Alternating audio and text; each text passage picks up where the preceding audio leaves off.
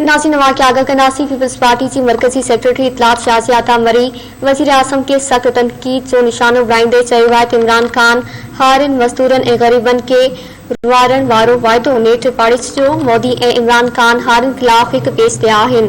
सिंध समेत सॼे मुल्क में यूरिया भाण अणिलब थियण ते रद अमल ईंदे शाज़िया मरी चयो त वज़ीर आज़म इमरान ख़ान वाइदो कयो हो त हू सभिनीनि खे रुआरींदो। अॼु हारियुनि समेत मुल्क जो हर माण्हू रोई रहियो आहे। पीपी अॻवान चयो त वज़ीर आज़म इमरान ख़ान भाती हममनसब नरेंद्र मोदी सां हारियुनि ख़िलाफ़ हिक पेज ते बीठल नज़र अची रहियो आहे। शाज़िया मरी चयो त अटे कणक खंड खां पोइ यूरिया भाण जो मुल्क में अणिलब थियण वारी ॻाल्हि समझ खां मथे आहे। हुकूमती एटीएम साण कणक जियां यूरिया बि स्मगल करे रहिया आहिनि। पीपी अॻवान चयो त यूरिया भाण मां अॻु इम्पोर्ट करण जी चकर में तब्दीली सरकार पंहिंजे एटीएम सता हारियुनि खे तबाह करणु चाहे थी। शाज़िया मरी चयो त तब्दीली सरकार जा जहिड़ा करतूत आहिनि ख़ुदा न करे किथे मुल्क में ॾका न अची वञे।